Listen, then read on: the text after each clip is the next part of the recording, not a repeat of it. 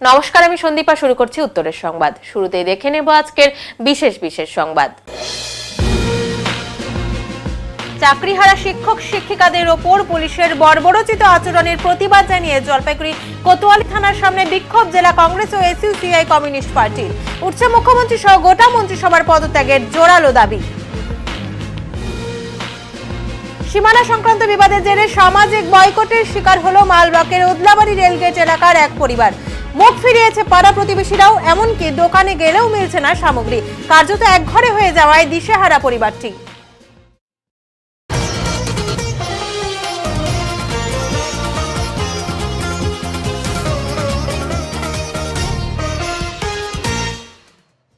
বজ্র বিদ্যুৎ সহ ভারী বৃষ্টিপাত জলপাইগুড়িতে। ঠান্ডা আবহাওয়া, শীতের আমেজ জলপাইগুড়িতে। আবহাওয়া দপ্তরের পূর্বাভাস অনুযায়ী উত্তরের জলপাইগুড়ি জেলা জুড়ে বিক্ষিপ্তভাবে বজ্রবিদ্যুৎ সহ বৃষ্টি শুরু হয়েছে। বৃহস্পতিবার ভোর থেকে মেঘলা আকাশ, মেঘের গর্জন, বজ্রবিদ্যুৎ সহ ভারী বৃষ্টি জলপাইগুড়ি জেলা জুড়ে। ঠান্ডা আবহাওয়া। অন্যান্য দিনের তুলনায় এদিন এই সময় রাস্তায় মানুষজন অনেকটাই কম লক্ষ্য করা যায়। বজ্রবিদ্যুৎ সহ বৃষ্টির কারণে রাস্তায় যান চলাচল ধীর গতিতে। তবে কয়েকদিনের তীব্র দাবদাহের পর বৃষ্টিতে স্বস্তি জেলাবাসীর। জলপাইগুড়ি হাসপাতালের সামনে রাস্তার উপর গাছ পড়ে বিপত্তি। অনেকক্ষণ যান চলাচল বন্ধ ছিল। চরম দুর্ভোগে নিত্যযাত্রীরা। খবর পেয়ে ঘটনাস্থলে civil defence, quick response team ও বিদ্যুৎ দপ্তরের কর্মীরা এসে রাস্তা পরিষ্কারের কাজে হাত লাগান। বজ্রবিদ্যুৎ সহ ভারী বৃষ্টি, লাগাতার বৃষ্টির জেরে হাসপাতাল থেকে মাসকালাই বাড়ি যাওয়ার রাস্তার উপর বিশাল আকৃতির গাছ পড়ে বিপত্তি। রাস্তা বন্ধ জলপাইগুড়ি মেডিকেল কলেজে হাসপাতালের অধীন সুপার স্পেশালিটি হাসপাতাল সংলগ্ন এলাকায়। চরম দুর্ভোগে হাসপাতালে আসা রোগীর আত্মীয় পরিজন থেকে নিত্যযাত্রীরা। বিদ্যুতের তার, ইলেকট্রিক পোল, লোগার রেলিং, বিভিন্ন জিনিসপত্র ভেঙে পড়ে রয়েছে রাস্তায়। সিভিল ডিফেন্স পৌঁছলেও বিদ্যুৎ দপ্তরের লোক না পৌঁছালে উদ্ধার কাজে এখনো হাত লাগানো হয়নি। দীর্ঘক্ষণ পর বিদ্যুৎ দপ্তরের কর্মীরা ঘটনাস্থলে পৌঁছে রাস্তা পরিষ্কারের কাজে হাত লাগায়। যে কোনো অপ্রীতিকর ঘটনা এড়াতে ঘটনাস্থলে পুলিশ। দিদি আমরা ইলেকট্রিকের কাজ করছি। কি হয়েছে? গাছ পরে পোলটা ভেঙে গেছে, তারগুলো ছিঁড়ে গেছে। সিভিল ডিফেন্স এসে বসে আছে, আপনারা আসেননি কেন? আপনাদের জন্য অনেক দেরি হলো, এই যে মানুষের কষ্ট অসুবিধা। আমাদের মনে করো যে আরো লাইনগুলো যে আছে সেই লাইনগুলো ব্রেকডাউন ছিল, যার জন্য মনে করো যে এই কাজটা। এটা তো সমস্যা মানুষের। এই মেডিকেল কলেজ হাসপাতাল, এখানে পুরো রাস্তা বন্ধ। সেজন্য তো মনে করো যে আমরা তাড়াতাড়ি চলে আসলাম। আপনারা তো আসেননি, অনেক ফোন করেছেন, অনেক আসতে দেরি করেছেন। এটা অভিযোগ উঠছে। কি নাম আপনার? আপনার কি নাম? আমার নাম মহাদেব অধিকারী, বিদ্যুৎ দপ্তরের থেকে কর্মী। জলপাইগুড়িতে বাজ পড়ে মৃত্যু এক যুবকের। মৃতদেহ ময়না তদন্তের পর আজ পরিবারের হাতে তুলে দেওয়া হবে। বাজ পড়ে মৃত্যু হলো এক যুবকের বলে স্থানীয়দের দাবি। এমনই মর্মান্তিক ঘটনায় শোকের ছায়া নেমে এসেছে জলপাইগুড়ি সদর ব্লকের নগর বেরুবাড়ি গ্রাম পঞ্চায়েতের পরেশনগর এলাকায়। চা বাগান এলাকায় কাজ করছিলেন বিশ্বজিৎ অধিকারী নামে ওই যুবক।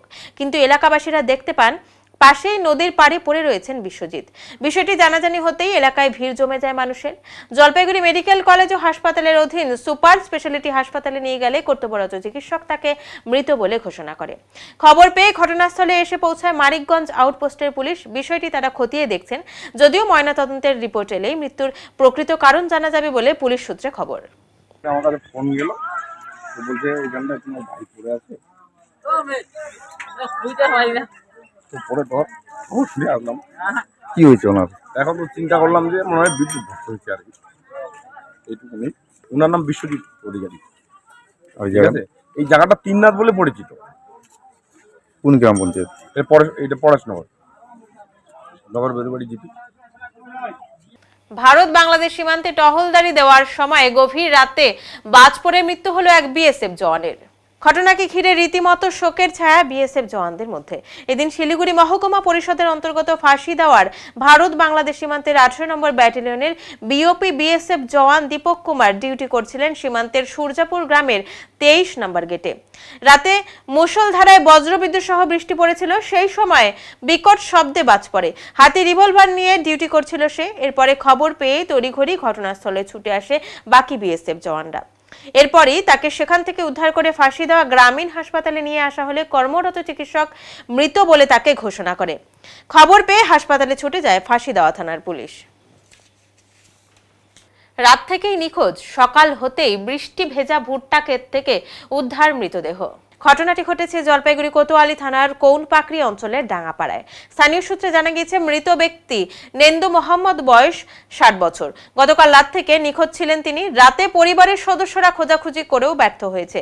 এরপর বৃহস্পতিবার বেলা 11টা নাগাদ গ্রামের বৃষ্টি ভেজা ভুট্টা ক্ষেতের মাঝে পড়ে থাকতে দেখা যায় নিখোঁজ নেন্দা মোহাম্মদের নিথর দেহ। এই প্রসঙ্গে গ্রামবাসী মোকলেশ্বর রহমান জানান, বেশ কিছু সময় ধরে এই ব্যক্তি মানসিকভাবে অসুস্থ ছিলেন। সারাদিন গ্রামের বিভিন্ন জায়গায় একাই বসে থাকতেন। হচ্ছে কি, নেন্দা মোহাম্মদ কালকে সন্ধ্যার থেকে নিখোঁজ ছিল।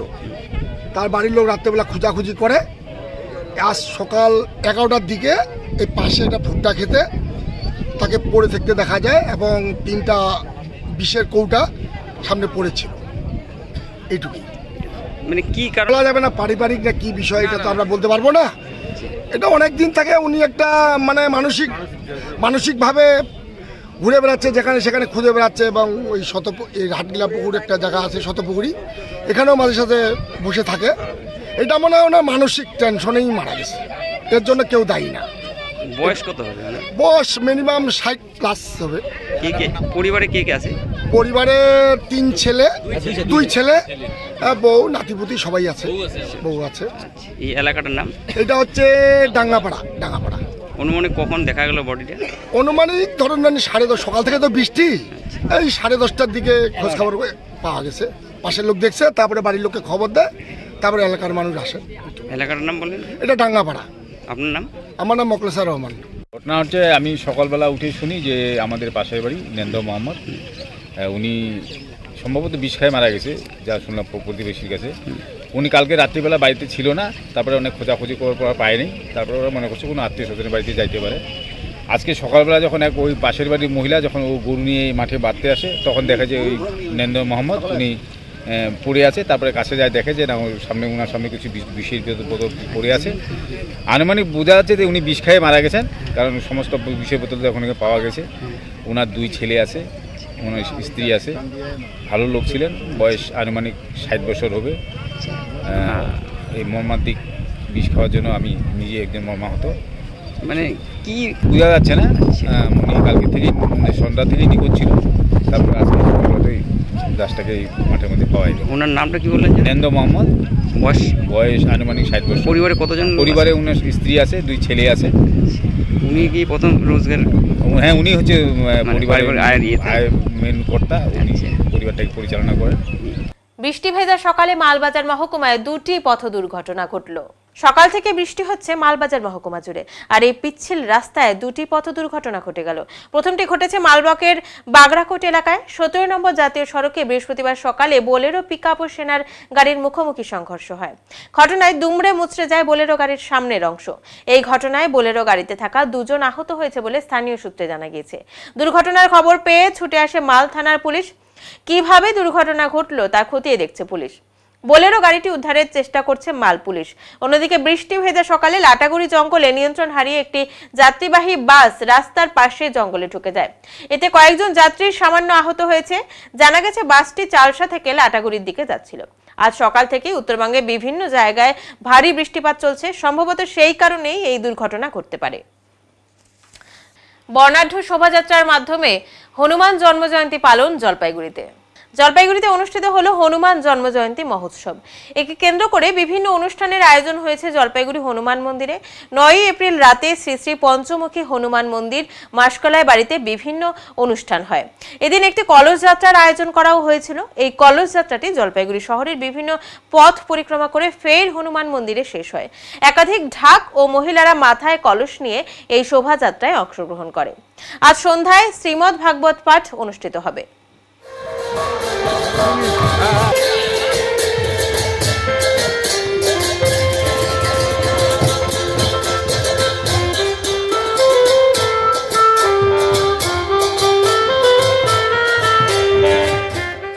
শিলিগুড়ি শহরে যানজটের সমস্যার মোকাবিলার জন্য ট্রাফিক ডিসিপির সঙ্গে বৈঠকে মেয়র। শিলিগুড়ি মিউনিসিপাল কর্পোরেশনে ট্রাফিক সংক্রান্ত বিভিন্ন বিষয় নিয়ে বৈঠক সারলেন মেয়র গৌতম দেব। এদিনের এই বৈঠকে উপস্থিত ছিলেন ডেপুটি মেয়র রঞ্জন সরকার, ডিসিপি ট্রাফিক বিশ্বচাঁদ ঠাকুর সহ অন্যান্যরা।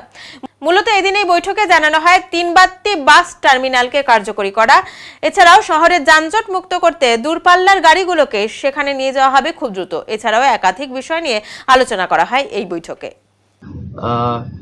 পিসিএম কেও ডাকবো, তাদের সাথে দুটো আমাদের ইস্যুস আছে। একটা হচ্ছে একটা লিটিগেশন, তারা একটা মামলা করে দিয়েছে, সেটা নিয়ে কথা বলবো আমরা। সেটা হচ্ছে হায়দ্রাপাড়া মার্কেট। আর এখানে যে টার্মিনাসটা আছে, এই টার্মিনাসটা যে অবস্থায় আছে, বহুবার মিটিং করেছি।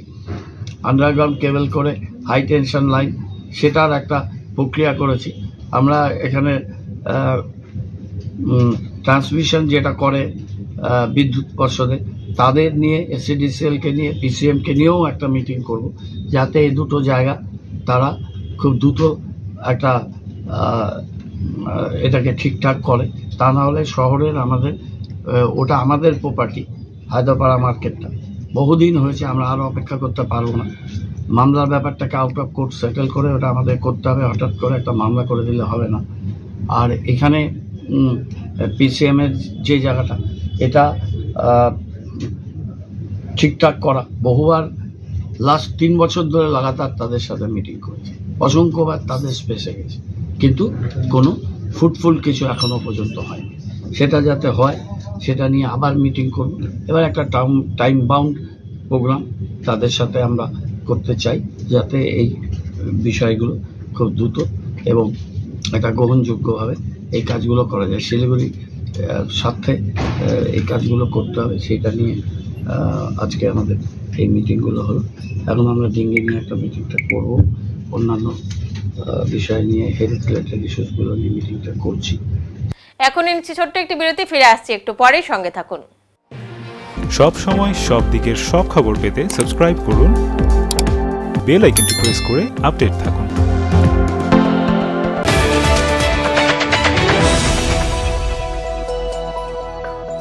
জলপাইগুড়ি লাইফলাইন শপে বিশেষজ্ঞ চিকিৎসকরা বসছেন আপনাদের নানা রকম রোগ সমস্যার সমাধানে। সোম থেকে বৃহস্পতি বিকেল 5টায় বসছেন স্কিন, ভেনেরিওলজি এবং লেপ্রোসি স্পেশালিস্ট ডক্টর কোগে পটম। বুধ বৃহস্পতি দুপুর 2:30টা থেকে বসছেন ত্বক চুল নখ বিশেষজ্ঞ ডক্টর শাইনি দত্ত। সোম থেকে শুক্র বিকেল 4টায় বসছেন নাক কান গলা বিশেষজ্ঞ ডক্টর সঙ্গীত প্রকাশ।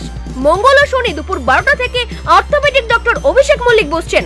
আরো বিস্তারিত জানতে যোগাযোগ করুন লাইফলাইন উকিলপাড়া, জলপাইগুড়ি।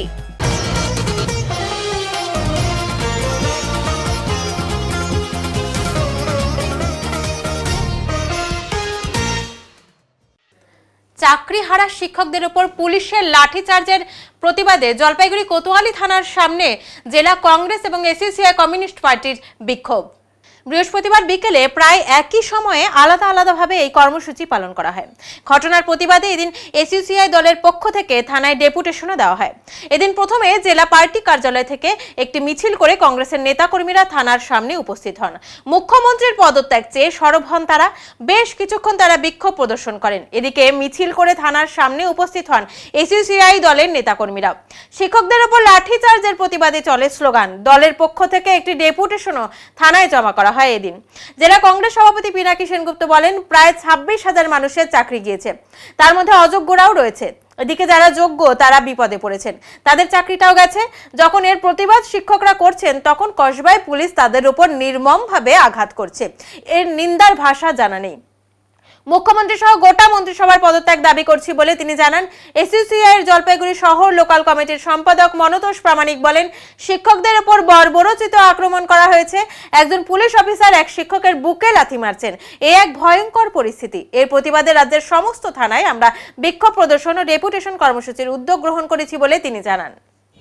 আপনারা জানেন, গত কয়েকদিন ধরে সারা পশ্চিমবঙ্গে এমন একটা ভাবাবেগ এবং এমন একটা অবস্থা তৈরি হয়েছে, যেখানে আমরা দেখছি প্রায় 26,000 শিক্ষক, তারা দীর্ঘ 6 বছর 7 বছর ধরে চাকরি করতে করতে হঠাৎ সুপ্রিম কোর্টের রায়ে চাকরি হারিয়েছেন। তাদের মধ্যে যোগ্যরাও আছেন, অযোগ্যরাও আছেন হয়তো। কিন্তু আজকে যখন সেই তাদেরকে নিয়ে মুখ্যমন্ত্রী যে তাদের সঙ্গে মিট করে যে বক্তব্য রাখলেন, তাতেও তাদের যে বিশ্বাস বা আস্থা অর্জন করতে পারেননি বলে গতকাল যখন বিভিন্ন জেলায় এই যোগ্য চাকরিহারা শিক্ষকরা বিভিন্ন জায়গায় ডিআই অফিসে বিক্ষোভ দেখাতে গেল, যাদের কারণে তারা আজকে চাকরি হারালো, তাদের উপরে যেভাবে বর্বরোচিত আক্রমণ নামিয়ে আনলো, এমনকি আপনাদেরই বিভিন্ন মিডিয়া থেকে আমরা দেখেছি একজন পুলিশ অফিসার একজন শিক্ষককে বুকের উপরে লাথি মারছে। এই যে ভয়ঙ্কর পরিস্থিতি, যা স্বাধীন পশ্চিমবঙ্গে বা স্বাধীনতার পরে এরকম ঘটনা ঘটেছে কিনা আমাদের জানা নেই। ফলে এই রকমের নিন্দনীয় এবং অমর্যাদাকর ঘটনার প্রতিবাদে আজকের আমাদের দল এসইউসিআই কমিউনিস্টের পক্ষ থেকে সারা রাজ্য জুড়ে থানায় থানায় আমাদের বিক্ষোভ ডেপুটেশন আমরা মুখ্যমন্ত্রীর কাছে জানাতে চেয়েছি। আমাদের বক্তব্যের মধ্য দিয়ে অবিলম্বে যেমন এই যোগ্য শিক্ষকদের চাকরির ব্যবস্থা করতে হবে, সাথে সাথে গতকালের বিভিন্ন জায়গায় যে ঘটনা ঘটেছে, যোগ্য চাকরিহারা শিক্ষকদের উপরে যে অমানবিক অত্যাচার নেমে এসছে, বিশেষ করে কসবার ক্ষেত্রে যে ঘটনা ঘটেছে, সেই দোষী যে অফিসার তাদেরকে করা যাচ্ছে, আইডেন্টিফাই করা যাচ্ছে, তাদেরকে উপযুক্ত শাস্তি দিতে হবে। আপনাদের নিশ্চয়ই জানা আছে, এটা জিজ্ঞাসা করার কোনো ব্যাপার নেই যে হঠাৎ করে কেন সব রাজনৈতিক দলগুলি পৃথক পৃথকভাবে হলেও আজকে রাস্তায় নেমেছে। 26,000 শিক্ষক শিক্ষিকার চাকরি গেছে, তার মধ্যে বেশ কিছু আছে সত্যি সত্যি সরকারের ভাষায় অযোগ্য। সেই অযোগ্যতা এলো কোথার থেকে? সেই অযোগ্যতা এলো যে শাসক দলের নেতৃবৃন্দ মন্ত্রীদের ঘুষ দিয়ে যারা ওএমআর শিটকে গোলমাল করে সাদা খাতা দিয়ে চাকরি পেয়েছে, তাদের জন্য আজকে বেশ কিছু পশ্চিমবাংলার শিক্ষক শিক্ষিকা যারা সত্যি সত্যি ট্যালেন্টেড মানুষ, তারা বিপদে পড়েছেন, তাদের চাকরিও গেছে। তার প্রতিবাদে যখন রাস্তায় রাস্তায় প্রতিবাদ হচ্ছে, তখন কালকে কসবায় শিক্ষক শিক্ষিকাদের নির্মমভাবে পুলিশি আঘাত করা হয়েছে, তাদের উপরে আক্রমণ করা হয়েছে। এই নির্লজ্জতার, এই বেহায়াপনার প্রতিবাদ করার কোনো ভাষা আমাদের নেই। আমরা মনে করি সরকার শিক্ষাক্ষেত্রের দুর্নীতি ঠেকাতে, স্বাস্থ্যক্ষেত্রের দুর্নীতি ঠেকাতে সর্বোপরি যে সুশাসন দেওয়ার প্রয়োজনীয়তা ছিল, বাংলার মানুষ চেয়েছিল, সেটা দিতে সম্পূর্ণ অপারগ। তাই মুখ্যমন্ত্রী সহ সমস্ত মন্ত্রিসভার পদত্যাগ দাবি করছি। ফের নাবালিকা ধর্ষণের কাণ্ডে অভিযুক্তকে আদালতের রায়ে 20 বছরের সশ্রম কারাদণ্ডের নির্দেশ দেওয়া হলো। বৃহস্পতিবার জলপাইগুড়ির বিশেষ পক্সো আদালতের বিচারক রিন্টু সুর এই সাজা ঘোষণা করেন। এদিন এই তথ্য দিয়ে পক্সো আদালতের সহকারী সরকারি আইনজীবী দেবাশিস দত্ত বলেন, ঘটনাটি ভক্তিনগর থানার 2022 সালের। আসামি নাবালিকার প্রতিবেশী। নাবালিকাকে নিজের বাড়িতে ডেকে নিয়ে তাকে ধর্ষণ করে অভিযুক্ত। ঘটনাটি জানার পর নাবালিকার পরিবারের তরফে ভক্তিনগর থানায় অভিযোগ দায়ের করা হয়। এদিন 8 জন সাক্ষীর সাক্ষ্য গ্রহণ ও উভয় পক্ষের সওয়াল জবাব শোনার পর বিচারক অভিযুক্তকে 20 বছরের সশ্রম কারাদণ্ড, 50,000 টাকা জরিমানা ও অনাদায়ে আরো 2 মাসের কারাদণ্ডের নির্দেশ দেন।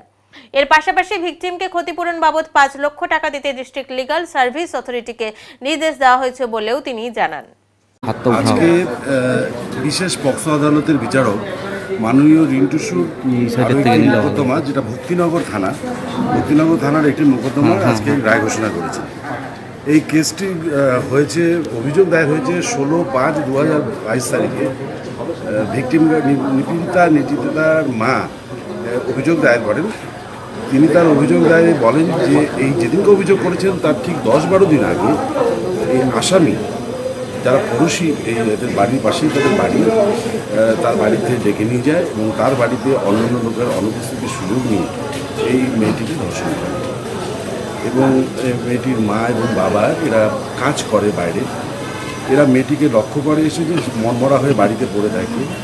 মেয়েটিকে কয়েকবার জিজ্ঞেস করার পর মেয়েটা প্রথমে স্বীকার করতে চায়নি। পরবর্তীকালে মেয়েটি বলে তাদের মাকে এবং মেয়েটিকে কোর্টে পাঠায় 164-এর সময়। তখন মেয়েটি ওই ঘটনার সঙ্গে সঙ্গে আরও একটি ঘটনার কথা জানায় যে মেয়েটি যখন নদীধারে তার পার্টিতে কাজ করতে গিয়েছিল, সেই দিনও এই আসামি তাকে ওই জঙ্গলের মধ্যে টেনে নিয়ে যায় এবং তার ইচ্ছার বিরুদ্ধে তাকে ধর্ষণ করে। এই মোকদ্দমায় তারপরে অভিযোগ দায়ের করে আসামিকে অ্যারেস্ট করে। 2022 সাল থেকে আসামি কাস্টডিতে আছে এবং এই কেসে আসামির বিরুদ্ধে চার্জশিট দাখিল হয় এবং সঠিক ধারায় চার্জ গঠন হওয়ার পরে সরকার পক্ষ থেকে টোটাল 8 জন সাক্ষী এই কেসে সাক্ষ্য প্রদান করে এবং উভয় পক্ষের সওয়াল জবাব শুনবার পর আজকে মাননীয় বিচারক এই আসামিকে 20 বছরের সশ্রম কারাদণ্ড, 50,000 টাকা জরিমানা, অনাদায় আরও 2 মাসের কারাদণ্ড এবং ভিকটিমকে 5 লক্ষ টাকা কম্পেনসেশন দেওয়ার জন্য ডিস্ট্রিক্ট লিগাল সার্ভিস অথরিটিকে অর্ডার করেছে। ভিক্টিমের বয়স সেই সময় ভিকটিমের বয়স ছিল 10 বছর আর আসামির বয়স সেই সময় ছিল 45। আগামী 12ই এপ্রিল জলপাইগুড়ি সদর ব্লকের বোয়ালমারি প্রধান পাড়াতে অনুষ্ঠিত হতে চলেছে নমশূদ্র লোক সংস্কৃতি উৎসব। তার প্রাক্কালে অনুষ্ঠান এলাকার সরেজমিনে পরিদর্শন করলেন রাজ্য নমশূদ্র ওয়েলফেয়ার বোর্ডের চেয়ারম্যান মুকুল চন্দ্র বৈরাগ্য। পাশাপাশি সারলেন একটি প্রস্তুতি বৈঠকও। মুখ্যমন্ত্রী মমতা বন্দ্যোপাধ্যায়ের উদ্যোগে সারা রাজ্যের বিভিন্ন প্রান্তে নমশূদ্র অধ্যুষিত এলাকায় এই উৎসব অনুষ্ঠিত হচ্ছে বলে খবর। সেই অনুযায়ী আগামী 12ই এপ্রিল সদর ব্লকের বোয়ালমারি নন্দনপুর গ্রাম পঞ্চায়েতের প্রধান পাড়া বুথের প্রভাত গ্রন্থাগারের যোগেন্দ্রনাথ মুক্ত মঞ্চে অনুষ্ঠিত হবে এই অনুষ্ঠান। মুকুলবাবু বলেন, কচুয়া বোয়ালমারি নমশূদ্রদের একটি রাজধানী বলা যায়, কেননা এই এলাকায় অসংখ্য এই সম্প্রদায়ের মানুষ বসবাস করেন। মুখ্যমন্ত্রী সারা রাজ্যে নমশূদ্র সম্প্রদায়ের মানুষের জন্য লোক সংস্কৃতি উৎসবের ডাক দিয়েছেন। প্রত্যেকটি জেলায় নমশূদ্র অধ্যুষিত এলাকায় একাধিক এইরূপ উৎসব অনুষ্ঠিত হচ্ছে। সম্প্রদায়ের কৃষ্টি কালচার সরকারের নজরে আনার জন্যই এইরূপ উদ্যোগ। আগামী 12ই এপ্রিল অনুষ্ঠানে উপস্থিত থাকবেন বিশিষ্টজনেরা। ওই দিন নমশূদ্র সম্প্রদায়ের আবেগ উপচে পড়বে বলে আমরা আশাবাদী বলে তিনি জানান। কচুয়া বোয়ালমারি তো আমাদের এর আগেও আমি বলেছি যে এটা হচ্ছে নমশূদ্রদের একটা রাজধানী। তো মাননীয় মুখ্যমন্ত্রী মমতা বন্দ্যোপাধ্যায় তিনি সারা পশ্চিমবঙ্গে নমশূদ্রদের লোক সংস্কৃতি উৎসব অনুষ্ঠিত করছেন।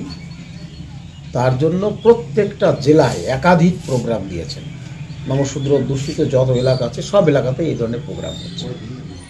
তো জলপাইগুড়ি জেলার এই কচুয়া বোয়ালমারি এটা নমশূদ্র অধ্যুষিত একটা রাজধানী বলে থাকি আমি। তো সেই সূত্রে মাননীয় মুখ্যমন্ত্রী এই এলাকার মানুষদের কৃষ্টি কালচার এগুলো সরকারের নজরে আনার জন্য একটা নমশূদ্র লোক সংস্কৃতি উৎসব এখানে দেওয়ার সিদ্ধান্ত নিয়েছেন। সেই উৎসবটা যাতে সুন্দরভাবে এখানে পরিচালিত হয় আগামী 12 তারিখ, মানে চলতি মাসের 12 তারিখ, চলতি মাসের 12ই এপ্রিল এই প্রোগ্রামটা এখানে হবে। এখানে এই জেলার যারা সভাধিপতি আছেন, এমএলএরা রয়েছেন, মন্ত্রী আছেন এবং বিভিন্ন সরকারি যারা দায়িত্ব পালন করছেন জনপ্রতিনিধিরা, তারা সবাই ওই দিন এখানে উপস্থিত হবেন এবং এই প্রোগ্রামটা সবাই উপভোগ করবেন। এটা কি একদিনের প্রোগ্রাম? হ্যাঁ, একদিনেরই প্রোগ্রাম। আমরা আশা করব যে এইখানকার যে মানুষগুলো রয়েছেন আমাদের নমশূদ্র সমাজের, এই মানুষের যে আবেগ, সেই আবেগ ওই দিন এই মাঠে উপচে পড়বে, এটা আমাদের বিশ্বাস। সামাজিক বয়কটের মুখে পড়েছেন মালব্লকের ওদলাবাড়ির রেলগেট এলাকার এক পরিবার। সামাজিক বয়কটের মুখে পড়েছেন মালব্লকের ওদলাবাড়ি রেলগেট এলাকার এক পরিবার, আর এতেই সমস্যায় পড়েছে সেই পরিবার। প্রথম অবস্থায় বাড়ির সীমানা নিয়ে বিবাদ দুই প্রতিবেশীর, জানিয়ে বেশ কিছুদিন ধরেই ঝগড়াঝাটি তর্ক বিতর্ক চলছে। সমস্যার সমাধানে এগিয়ে এসেছিলেন সমাজের মান্যগণ্যরা। অভিযোগ তাদেরকেও গালাগালি করে অসম্মান করা হয়েছে। এতেই গত 1 মাস ধরে সামাজিক বয়কটের মুখে পড়েছেন মালব্লকের ওদলাবাড়ি রেলগেট কলোনির বাসিন্দা মুসলিম পরিবার মোহাম্মদ আবুল ও তার স্ত্রী নূর বানু বেগম। বয়কটের মুখে পড়ে দিশেহারা অবস্থা পরিবারটির। পরিবার বলতে স্বামী স্ত্রী। এই মুহূর্তে পাড়া প্রতিবেশী কেউই তাদের সাথে কথা বলছেন না। সংসারের জরুরি প্রয়োজনে মহল্লার দোকান থেকে কোনো জিনিস যে কিনে আনবেন তাও পারছেন না। সমাজ থেকে বয়কট হওয়ার পর আবুলের টোটোতেও চাপছেন না পাড়ার কেউ। কার্যত এক ঘরে হয়ে যাওয়ার কারণে কোনো প্রয়োজনে 2-3 কিলোমিটার দূরের ডামডিম বা ওদলাবাড়ি বাজারে ছুটে যেতে হচ্ছে তাকে। ওদলাবাড়ি নবনির্মিত ফ্লাইওভারের পাশে রেলগেট কলোনির এলাকাটি পুরোপুরি মুসলিম মহল্লা। সেখানে গত প্রায় 29 থেকে 30 বছর ধরে বসবাস করছেন পেশায় টোটো চালক মোহাম্মদ আবুল। গত 9ই ফেব্রুয়ারি ওদলাবাড়ি জামা মসজিদের ইসলাহুল মুসলমান একরামিয়া কমিটির পক্ষ থেকে মোহাম্মদ আবুলকে সামাজিক বয়কট করার সিদ্ধান্ত চিঠি দিয়ে জানিয়ে দেওয়া হয়েছে। চিঠিতে স্বাক্ষর করেছেন কমিটির সভাপতি মোহাম্মদ নাসির উদ্দিন এবং সম্পাদক হায়দার আলী। বুধবার দুপুরে বিষয়টি নিয়ে ওই সামাজিক কমিটির সভাপতি মোহাম্মদ নাসির উদ্দিন এবং হায়দার আলীকে প্রশ্ন করা হলে দুজনেই বলেন সামাজিক বয়কটের ভুল ব্যাখ্যা করা হয়েছে। সামাজিক বয়কটের অর্থ হলো যতক্ষণ না বয়কট তুলে নেওয়া হচ্ছে ততক্ষণ আমাদের মসজিদের ইমাম সাহেব ওই পরিবারের কোনো অনুষ্ঠানে যোগদান করবেন না। ওই পরিবারের কারো মৃত্যু হলেও আমাদের কবরস্থানে তাদের মাটি দেওয়া হবে না। ওই পরিবার কোথাও যেতে পারবে না বা দোকানিরা তাকে জিনিস দেবে না, এমন কখনোই নয়। এমনকি মসজিদে আসতেও তাদের কোনো বাধা নেই। জানা গিয়েছে যে প্রতিবেশী মোহাম্মদ শফিউল্লাহর পরিবারের সঙ্গে আবুলের বিবাদ সীমানা নিয়ে। জানিয়ে দুপক্ষের ঝামেলা দীর্ঘদিন ধরেই চলছে, যে কারণে শফিউল্লাহর পরিবারের হাতে নিগৃহীত হতে হয়েছে আবুল ও তার স্ত্রী নূরবানুকে। বিবাদ থামাতে মহল্লার প্রবীণ মোশাররফ হোসেনের উপস্থিতিতে পাড়ার লোকজন দুপক্ষকে নিয়ে মুখোমুখি আলোচনায় বসে আমিন ডেকে মাপযোগ করে বিবাদ মেটানোর বিধান দেন, যা মানতে অস্বীকার করে আলোচনার মাঝেই পুরো সমাজের নামে গালাগাল করে অপমান করা হয়েছে বলে অভিযোগ ওঠে আবুল ও তার স্ত্রীর বিরুদ্ধে। বিষয়টিতে সমাজের তরফে চিঠি দিয়ে 7 দিনের মধ্যে মোহাম্মদ আবুলকে উত্তর দিতে বলা হয়। পড়াশোনা জানেন না বলে উত্তর দিতে পারেনি বলে আবুল জানিয়েছেন। এরপরই ইসলাহুল মুসলমান একরামিয়া কমিটির সামাজিক বয়কটের মুখে পড়ে পরিবারটি চাইছে আলোচনার মধ্যে দিয়ে সমস্যার সমাধান করা হোক। একই বক্তব্য কমিটির সভাপতি মোহাম্মদ নাসির উদ্দিন এবং সম্পাদক হায়দার আলীর। ওনাদের বক্তব্য, সমাজকে গালিগালাজ কেন করা হলো তার উত্তর দিলেই সমস্যা মিটে যাবে। আমার সমস্যা যে সিমনা নিয়ে হ্যাঁ, পাশের বাড়ির সাথে সিমনা নিয়ে ও খুঁটি আগে ছিল না, খুঁটি গাড়ছি। গাড়ার পর আমি ওকে মানা করতে দিয়েছি, ধীরে আমাকে যতটি ফেলাই মারছি। মারার পর এই বেশি রক্ষা করতে একটু ধীরে মারছে, ডিফাটি ছিঁড়ছে, গোলা ধরছে চিপা। তারপর চলে এসে ছেলে ওর বউ পুরো মারাধরা করছি। তারপরে আমি বিরাট যে বাইরে মাথা ফাটছিল ওইটা আমি হসপিটালে গেছিলাম। ওইখান থেকে গেলাম আমি থানাতে গেলাম, অবজেকশন করলাম। আসলো পুলিশ, বললো যে খুব অন্যায় করছে। এখান থেকে উঠে চলে গেল। তারপর এটা কী করছে কী করেনি 1 সপ্তাহ দেখলাম বিয়ের সমস্যা। ওই জন্য ওইখান থেকে কেউ আসুন না, কোনো তদন্তকারী নেই, কেউ আমাদের বাঁচার ইয়ে নেই। আমরা তো ভোটা মুক্তি, কোনখানে যাবো কোনখানে যাবো না, সেটা ওরা মারতে এসেছে। আমাকে বয়কট করছে, মানে খাওয়া দাওয়া বন্ধ, কারো দোকান যাওয়া বন্ধ, দোকান থেকে কোনো দিতে দিবে না, কথা বলতে দিবে না, কেউ কোনো কথা বলতে দিবে না, টোটোতে উঠতে দিবে না, চলার বন্ধ, মসজিদে বন্ধ। মানে এইটা নিয়ে না এখন উঠেনি, ঈদ মানায়নি কোনো না। হ্যাঁ, সব বন্ধ করছিল। ওই যে নাসির, হ্যাঁ কমিটি নাসির দুলাহাড়ি, ও সর্দার এখানে আসছিল। ওর সামনে বলছে, সর্দারের সামনে বলছে একে কেন মাইরে ফেলে দেওনি আমাকে দিয়েছে, ওই নাসির বলছে। আর ওই যে দুলাল, ওই নাসির হ্যাঁ মসজিদ কমিটি, ওই তো সব কিছু করছে। আমার তো কোনো ওদের সাথে কোনো ফ্যাক নেই, আমার ওদের সাথে কোনোই ফ্যাক নেই। সিমনা নিয়ে আমাদের হ্যাঁ হ্যাঁ না আমি দেইনি কেন, আমাদের তো কোনো ভুল নেই, আমি কেন যাবো মাপ চাই?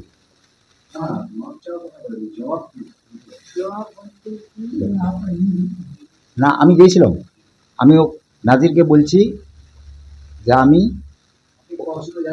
না। আমাদের কি হয়েছে, আমাদের হচ্ছে কি শুধু সিমনা নিয়ে পরে আমাদেরকে ঝগড়া লাগছে। এটি নিয়ে আমার সুপারি গাছ কাটি নিয়ে গেছে, আম গাছ কেটে নিয়ে গেছে, নিম গাছ কাটি নিয়ে গেছে। এগুলা নিয়ে গেল পাশের বাড়ি, সবুল্লা নিয়ে পাশের বাড়ি নিয়ে যাওয়ার পরে আমি একাই ছিলাম, আমি আর কি বলবো বলতে পারিনি না। তখন ওনাকে তোর কালাইতে গেছে, রাত্রে ছিল আশেপাশে না, রাত্রে এগুলো হয় না। সকালবেলা দেখতে গাছাই করছে, বলছে যে এটা গাছ কেন কাটে নিয়ে গেছে। তখন বাড়ির থেকে ওকে মারতে রাস্তা নিয়ে গেছে, সফুল্লা নিয়ে গেল। ওকে মারতেছে, আমি ভাবছি মারতেছে ওকে কীভাবে, এখন তো বাঁচবে না। এভাবে আমি দৌড়াই গেছি, দৌড়িয়া যায় ওকে ধরছি, চোরের মতন 2টা হাতে পিছনের দিকে ধরছে। পিছনের দিকে দিতে তো বাঁচবে না, আমি দৌড়ে গেছি ওকে ছড়াইতে। তখন শুনলাম মিয়ার বউ জমিলা খাতুন ওর রান্না দিয়ে আমার হাতটা বাঁধছে, ওর ছেলে আসে আমার গলা টিপে ধরছে, ওর তখন ওকে ছাড়িয়ে দিয়ে ওর বর আসে আমাকে ধাক্কা মারছে, এইভাবে নাইটি ফুটি আমার চিড়ে দিছে। এখন আমাদেরকে বয়কট কি যে খাওয়া দাওয়া এ থেকে নেই, রেশন পানি রেলগেট থেকে দেওয়া হবে না, ওদের সাথে কেউ কথা বলবা না, ওদের বাড়িতে যাবা না, মসজিদে ঢোকা হবে না, না কোনো একটা বাচ্চা যেন কথা বলতে পারে না। হ্যাঁ, আমার স্বামী টোটো চালায় না, টোটোতে উঠতে দেয় না। এখানকার লোক বলে না ওদিকে টোটোতে উঠতে দিবা না, কেউ উঠবা না ওদের টোটোতে। এটা নাজির খাটাইছে এদিকে, এখানে বলে দুলাল, সে নোটিশটা আমাদেরকে দিছে। নোটিশে কি দেখতে, নোটিশ আমরা কিছু জানি না, পড়াশোনা আমরা জানি না, আমরা নোটিশগুলো দেখিনি। আমরা মনে ভাবছি যে নোটিশ আমার কাছে কেন আসবে। নাজিতে সে বাজারে থাকে, ওনার রাত্রে আসলো, আমাদের সিমনা নিয়ে এগুলো ধরা লাগলো, লাগে বা চলে গেলো। পুলিশ আমরা কইছি, পুলিশ আসলো, আসে আবার ইনকোয়ারি করে চলে গেল। ইনকোয়ারি করার পর তখন এরা আবার রাত্রে 8টার দিকে দৌড়াই আসলো। তখন নাসির একটা কে জানা ছিল, আমি চিনি না, ও আসে আগে ডাকতেছে ভাইজান ভাইজান। তখন আমার যে আসে, আমি বাইরে গেছিল, গেট খুলে দিয়ে এখানে ওইকে চেয়ার দিয়ে বসতে গেলাম যে বসো, আমিও চিনি না ওদেরকে। তখন ওরা বসলো, বসার পরে ওনাকে ডাকিয়ে দিলাম। চেয়ারটা শুধু নয়, এক এক করে নাসির ওদেরকে ডাকলো, ডাকে তখন ওই সমাজের লোকের হাতে দিয়ে কী বলতেছে, ওকে কেন মারা নেই, মারতে কেন পারা নেই, ওকে তো মারিয়ে শেষ করে কাম ছিল। নাসির বলছে জমি ব্যাপারটা সেটা তো আমাদের আওতায় না, আমরা একটা সামাজিক বয়কট করছি এই কারণে যে ও সমাজকে গালাগালি দিছিল। ও নাকি জমি সংক্রান্ত ওর যে প্রতিবেশীর সাথে কোনো একটা ঝগড়া চলছে, তা ওইখানকার লোকদেরকে বলছিল, স্থানীয় লোকদের বলছিল যে আপনারা একটু সমাধান করে দেন। তা ওইখানকার স্থানীয় যারা মোশারেফ, দুলালদা, এবাদত এরা গিয়েছিল ওখানে। যাওয়ার পরে ওনারা বলছে যে জমি সংক্রান্ত আমরা কোনো মীমাংসা করতে পারবো না, আপনারা বিএলআর অফিসে যান বা থানায় যান।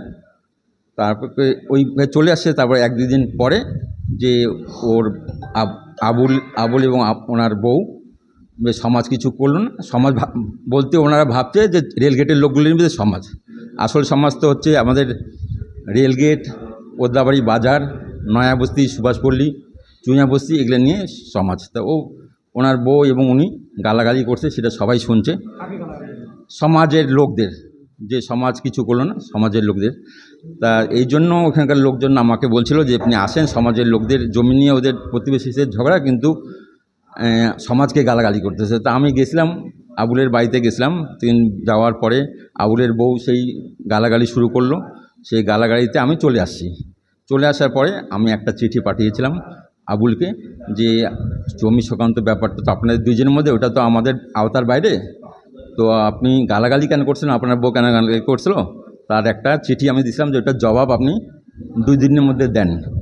তো উনি তো 2 দিন পরে আসলো না। তারপরে উনি কয়েকদিন পরে আসলো। আসার পরে আমাকে বললো যে এটা কী করা যায়। আমি বললাম যে এটা কিছু না, এটা একটা আপনি একটা বলে দেন যে গালাগালি করছিলাম, তার জন্য একটা মাফিনাপা একটা লিখে দিয়ে দেন, সমাধান হয়ে যাবে। তারপরে উনি বললো কাকে দিয়ে লিখবো। তারপরে আমি একজনকে দিয়ে লেখাইলাম, সেটা লেখানোর পরে উনি আমাকে সই টই করে দিল। তারপরে হয়ে গেল, আমি ভাবলাম মিটম্যাট হয়ে গেল। তারপরে কিছুক্ষণ পরেই উনি চলে আসলো আমার কাছে, বললো যে ওই চিঠিটা রিটার্ন দেন আমাকে। আমি কেন, বলছে আমার বউ দেখতে এসে। তারপরে উনি 10 দিন ধরে আর কোনো এলেন না, আর ওই চিঠিও দিল না। তারপরে যখন আমি দেখলাম যে উনি কোনো পাত্তা দিচ্ছে না সমাজকে, সমাজের যে একটা নিয়ম যে কথা মানা, সেইটা উনি করলো না। তারপরে আমি ওনাকে বললাম যে এটা তাইলে আমাদের সমাজে আপনি থাকতে পারবেন না। আমাদের সমাজে যে বয়কটের ব্যাপারটা হয় সেটা হচ্ছে আমাদের ইমাম সাহেব ওনার এখানে যাই মিলাদ করতে পারবে না। ওনার বাড়িতে যদি কারো বিয়ে হয়, সে বিয়ে উনি যাই পড়াইতে পারবে না। উনি যদি ওনার বাড়িতে কেউ যদি মারা যায়, তাহলে আমাদের কবরস্থানে ওনার সেই পরিবারের কারো মাটি হবে না। শুধু এই 3টা কারণ আছে, আর কোনো কারণ নেই। উনি আমাদের মসজিদে এসে নামাজও পড়তে পারে, উনি সামাজিকভাবে ঘোরাফেরাও করতে পারে, শুধু এই 3টা জিনিস হবে না। কারণ এই সমাজকে যদি ঠিক না রাখি, তাহলে যে কেউ সমাজের মধ্যে বিশৃঙ্খলা সৃষ্টি করতে পারে। এই জন্য আমাদের একটু শাসন করে রাখতে হয়, সেই হিসাবে আমরা বয়কট করছি। উনি যে কোনো বক্তব্য যে এখানে আমাদের সাথে কেউ কথা বলছে না, আপনাদের ওখানে জিনিস দিচ্ছে না, জল পাচ্ছে না, টোটোতে উঠছে না, সেইটা তো ওখানকার রেলগেটের লোকদের, আমাদের সমাজের সেটা নিয়ম নেই কোনো। সেটা ওখানকার রেলগেটের লোকরা কী করছে না করছে সেটা আমিও জানি না, আমাকে জানাও নেই। আর ওইসব নিয়ে আমার সাথে কোনো আলোচনা নেই। আর আমাদের যে সমাজের যেটা বয়কট, সেটার মধ্যে ওগুলো পড়ে না। আমি নাসিরউদ্দিন বলছি। আমি প্রেসিডেন্ট পদে আছি আমাদের ওদ্দাবাড়ি জামা মসজিদ কমিটির। এখন নিচ্ছি ছোট্ট একটি বিরতি, ফিরে আসছি একটু পরেই, সঙ্গে থাকুন। সব সময় সব দিকের সব খবর পেতে সাবস্ক্রাইব করুন, বেল আইকনটি প্রেস করে আপডেট থাকুন।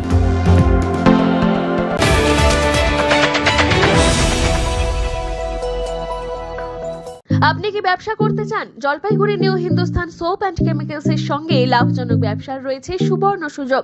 75 বছরের ঐতিহ্যবাহী মানসম্পন্ন লন্ড্রি সাবান, হ্যান্ডমেড, মেশিন মেড সাবান ও ডিটারজেন্ট পাউডার নিয়ে আমরা খুঁজছি নতুন ডিস্ট্রিবিউটর। তেল ভিত্তিক সাবান, নিরাপদ, কার্যকর, জামাকাপড় থাকে নতুনের মতো। লাভজনক এই ব্যবসার সুযোগ হাতছাড়া করবেন না। আজই যোগাযোগ করুন নয়াবস্তিপাড়া, নিবেদিতা সরণি, জলপাইগুড়ি। যোগাযোগ নম্বর 9647800291 অথবা 9819680057।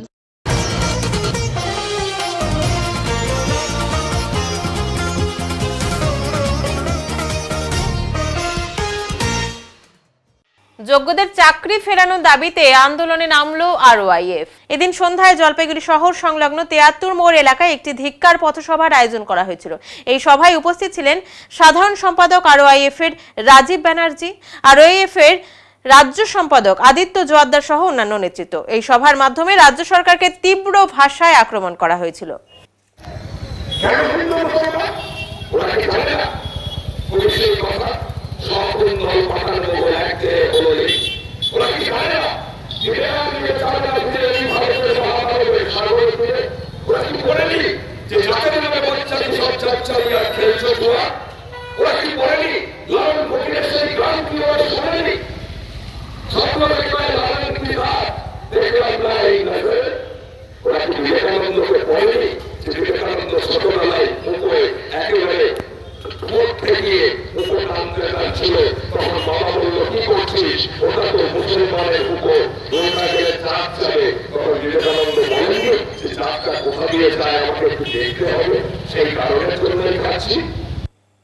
এখন আবহাওয়া সংবাদ।